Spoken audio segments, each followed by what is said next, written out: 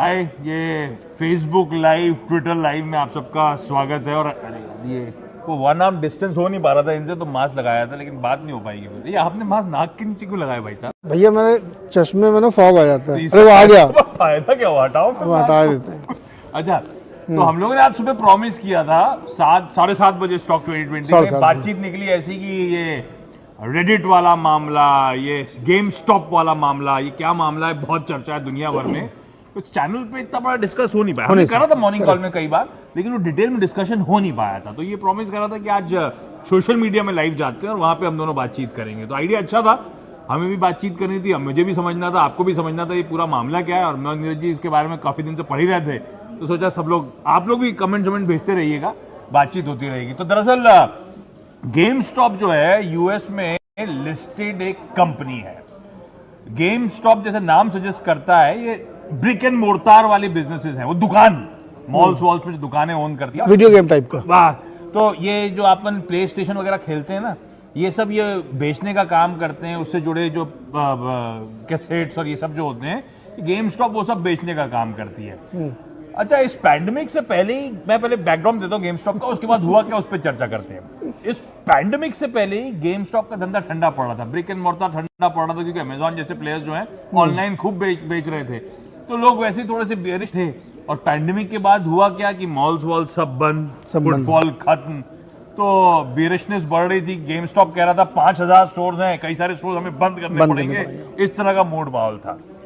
तो अब जब खुल गया तो लोग पहुंच गए खेलने के लिए। नहीं, अभी यहाँ पे आए नहीं, बहुत जल्दी ये यहाँ तक पहुंच गए। इस बीच बहुत कुछ हुआ, तो सिलसिलेवार तरीके से समझाने की कोशिश करता हूँ। गेम स्टॉप लाइमलाइट में आया अगस्त में 2020 में। मेरे ख्याल से एक पेट फूड वाली कंपनी है, उनके मालिक, वन ऑफ द को फाउंडर्स, उन्होंने गेम स्टॉप में डिक्लेयर करा कि मैं स्टेक ले रहा हूँ। स्टेक लिया मैंने, और जब उन्होंने डिक्लेयर करा तब ये सुगबुगाहट शुरू हुई कि गेम स्टॉप मेरे ख्याल से ऑनलाइन की तरफ फोरे करना चाहती है ब्रिक एंड मोर्टार से। और गेम स्टॉप ने क्या करा, उस कंपनी के 3 फाउंडर्स को डायरेक्टर बना दिया अपने बोर्ड में। तो लोगों की होप जागी और चर्चा शुरू हुई। आगे की कहानी क्या है? इसके आगे कहानी ये हुई कि जब ये चलने लगा तो बहुत सारे इन्वेस्टर ग्रुप ने इस पे अपने व्यू रखने शुरू किए और ये माना कि अनलॉकिंग हो रही है, इसका बिजनेस चलेगा और तेजी से बढ़ना शुरू होगा।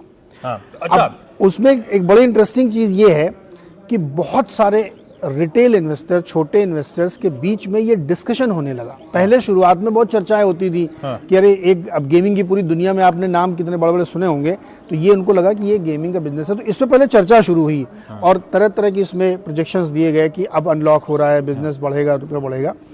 उसके लिए कई सोशल मीडिया के प्लेटफॉर्म यूज होते थे। अच्छा, ये गेम स्टॉप दरअसल वो कंपनी थी, साल की शुरुआत में यूएस में सबसे तगड़े शॉर्ट्स किसी कंपनी में बने हुए थे, तो वो गेम स्टॉप में थे। और कहा जाता है दुनिया के लार्जर जो हेज फंड्स हैं सब शॉर्ट थे इस कंपनी।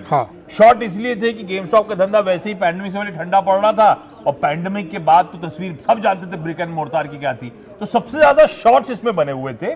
अगस्त में ये डेवलपमेंट आया कि ऑनलाइन की तरफ फोरे होता हुआ, और जो Neeraj ji social media sites कह रहे हैं उसमें सबसे प्रोमिनेंट है रेडिट। हालांकि मैं तो कभी उसमें, मैंने तो नाम ही नहीं सुना था पहले कभी। नहीं, सुना तो था, पता नहीं था कि सोशल मीडिया से। अब उसमें रेडिट और दूसरे जो और 2-3 प्लेटफॉर्म्स हैं, सब में ग्रुप बना के, वॉल स्ट्रीट बेट्स करके ग्रुप बना, तो रेडिट उसमें चर्चा होने लगी। रेडिट में क्या है, अलग अलग ग्रुप कैटेगरी है। हिस्ट्री के बारे में जानना है आपको तो इसमें ज्वाइन कर लिया। ऐसी इसमें वॉल स्ट्रीट बेट्स नाम का बड़ा तगड़ा ग्रुप है। मेरे ख्याल से बहुत सारे, 2 मिलियन सब्सक्राइबर है, पता नहीं, काफी सारा सब्सक्राइबर है। और उसमें फिर उसमें क्या होता है, अलग अलग स्टॉक्स पे डिस्कशन होते हैं, उस पे मेम्स भेजे जाते हैं, मस्ती होती है। उनमें से एक स्टॉक था ये गेम स्टॉप। तो इसमें उसमें चर्चा शुरू हुई, और ये पिछले साल के मिड से चर्चा शुरू हुई। उस बीच में क्या हुआ, यहाँ पे किसी ने स्टेक ले लिया, और सबको पता था कि इसमें सारे हेज फंड मैनेजर्स सबसे तगड़े शॉर्ट्स लेके बैठे हुए, मैसिव शॉर्ट्स थे हेज फंड मैनेजर्स के।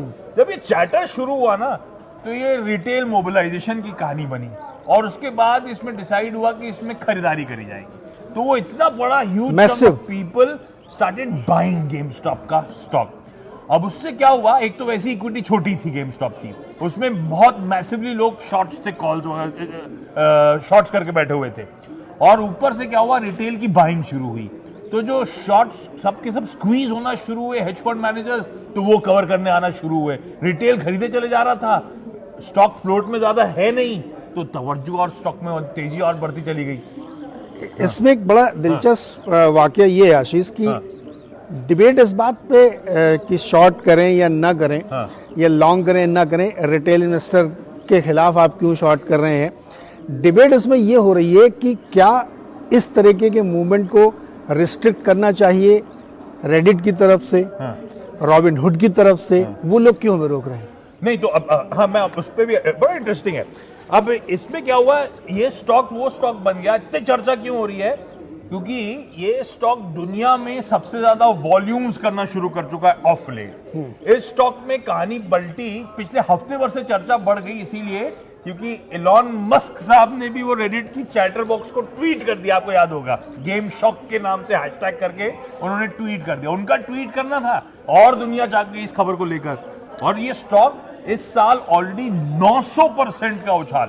ये स्टॉक मेरे ख्याल से $1 बिलियन की कंपनी, $20 बिलियन का मार्केट कैप, 12 जनवरी से अब तक 1700% की ग्रोथ। 12 जनवरी से 12 जनवरी से अब तक की इतनी जबरदस्त ग्रोथ गई है। कल जरूर कुछ करेक्शन आए, क्योंकि कई सारी ब्रोकरेजेस ने क्या करा, आप लॉन्ग करना चाहते हो तो 100% मार्जिन, शॉर्ट करना चाहते हो तो 300% मार्जिन। Yes. इस तरह से तस्वीर बदली, इसलिए थोड़ा सा करेक्शन आया।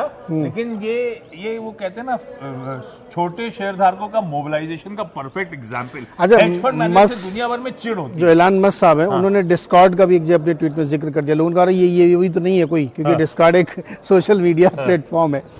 एक बड़ी बहस इसमें ये देखिए चल रही है कि ये पूरा विवाद हो क्यों रहा है, कि भाई आप हेजर्स को बचा रहे हैं या रिटेल के खिलाफ काम कर रहे हैं। एक आंकड़ा मैं आपके सामने रखता हूँ। टेस्ला का मार्केट कैप है 852 बिलियन डॉलर्स। 31 बिलियन डॉलर का उनका रेवेन्यू था लास्ट ईयर का। इसका है 22 बिलियन डॉलर का मार्केट कैप और 4 बिलियन डॉलर का रेवेन्यू। अब आप लोगों के मजे की बात, डिस्कशन ये है कि दोनों के बीच में क्या, एक का साइज बहुत बड़ा, एक का साइज छोटा, लेकिन आप दोनों के मार्केट कैप और रेवेन्यू देख लीजिए, उसका मार्केट। तो उनका ये कहना है कि इस स्टॉक के पीछे सारे लोग क्यों पड़े हुए हैं। नहीं पड़े क्या, वो तो खैर वो हो गया, मैसिव शॉर्ट्स थे, रिटेल ने अपना अब इसमें हुआ क्या, जितने प्रोज जिसको कहते हैं ना बाजार में, वो सब शॉर्ट थे और रिटेल वो थे जो लॉन्ग हुए, और इसीलिए वो सारे प्रोज, और ये वो कहते हैं फाइनेंशियल रेबिलियन, इस तरह का नाम दिया जा रहा है यूएस में, क्योंकि हेज फंड मैनेजर्स आमतौर पे शॉर्ट करते थे, रिटेल का पैसा तोड़ते थे। इस बार रिटेल ने तोड़ दिया, रिटेल ने बुरी तरह से तोड़ दिया।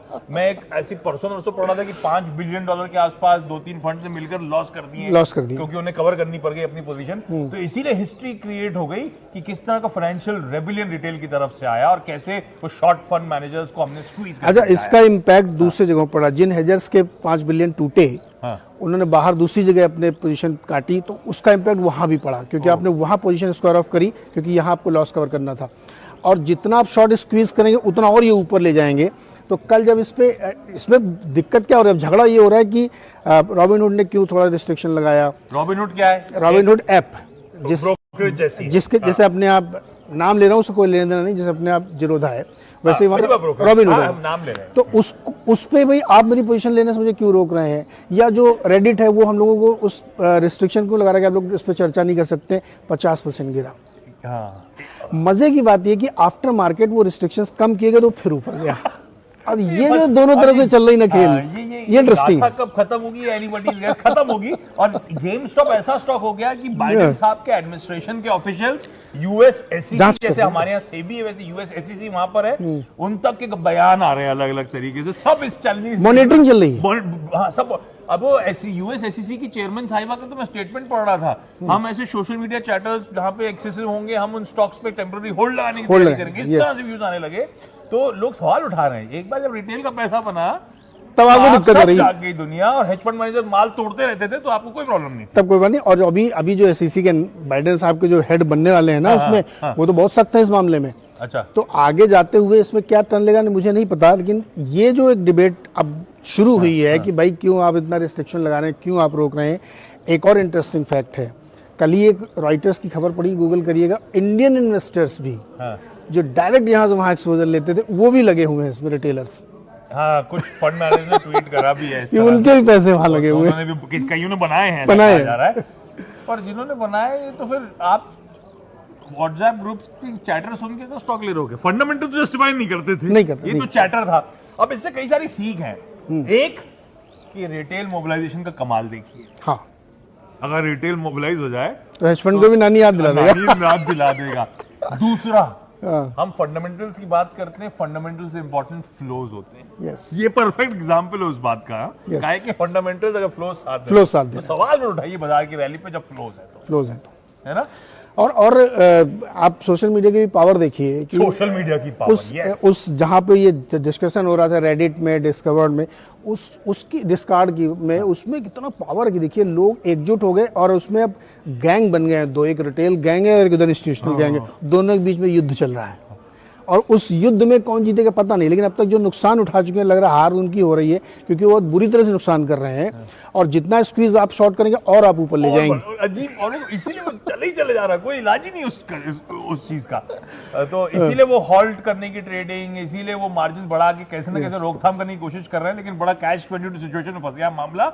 बहुत इंटरेस्टिंग है। और एक और सीख मिलती है भाई, बहुत ज्यादा स्क्रीन पे कहीं एबरेशन नजर आए, इनसेन ट्रेड्स हो रहे हो, हाँ, दूर रह के एंजॉय करिए उस चीज को, जबरदस्ती उस पछड़े में मत पड़ने का। हाँ, अननेसेसरी। देखिए युद्ध हो रहा है तो उसमें जबरदस्ती कूदने की जरूरत नहीं है। हाँ। जो लोग लड़ रहे हैं उनको लड़ने दीजिए।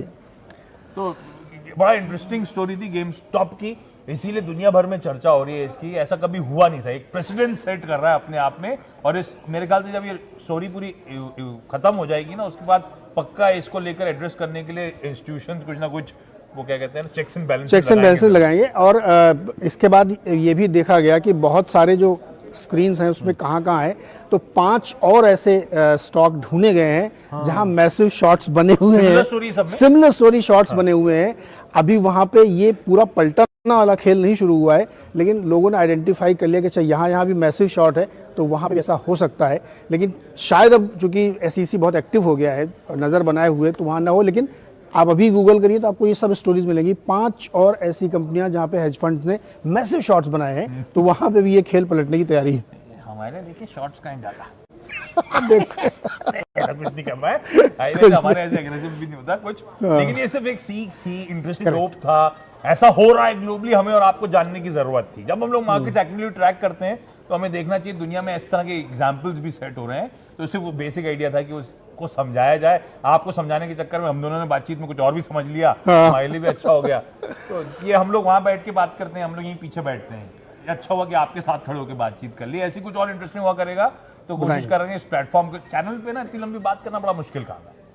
तो ये वाला प्लेटफॉर्म बढ़िया है, यहाँ पे हम लोग आके कोशिश करेंगे ऐसे इंटरेस्टिंग डोप जो है। ये देखो प्लेटफॉर्म बना भी हुआ है, इस पे आप चढ़ सकते हैं। आपने आमतौर पर जाकर यहाँ से खड़ो के करते हैं तो ये प्लेटफॉर्म बना हुआ है, उस पर खड़े होकर आपको प्रेजेंट करना पड़ता है अपने आप को। एक काम करेंगे, आज शुरू ही कर दिया है तो बजट के बाद भी अपन दोनों मुलाकात करते हैं। बिल्कुल, ऐसी बहुत सारी दुनिया भर में स्टोरीज हैं जो हो सकता है कि आपकी ट्रेडिंग में डायरेक्टली आपको उसका कोई लाभ नहीं है, लेकिन वो समझने के बाद आपको बहुत ऐसी सीख मिलेगी मार्केट से रिलेटेड जो आपको जाननी चाहिए, क्योंकि देर सवेर वो सब चीजें यहाँ पे आती हैं। तो मूवमेंट क्या है FIIs का, बड़े फंड मैनेजर्स क्या सोच रहे हैं, या कोई ऐसी चटपटी घटना हुई तो वो हम दोनों आपको मिलकर समझाएंगे। बजट के बाद बजट के बाद तो 100%, मैं तो बजट के दिन बजट डिकोड करूंगा आपके साथ कि भाई बजट में कोई अनाउंसमेंट आया तो उसका क्या मतलब है। उसके बाद अगले दिन का फाइन प्रिंट पर मस्ती करेंगे अपन, ऐसे समझेंगे बजट को। इस प्लेटफॉर्म का बार-बार इस्तेमाल किया जाएगा। चलिए इस नोट पर खत्म करा जाए। वो प्रेसिडेंट साहब बोल रहे हैं, हम लोग सुन ही नहीं रहे। चलो भाई आप भी सुनिए जाके, और थोड़ी देर बाद अभी सर्वे भी आने वाला है, तो उसकी तैयारी हम लोग चैनल पर ट्यून इन करिए। चलिए नमस्कार।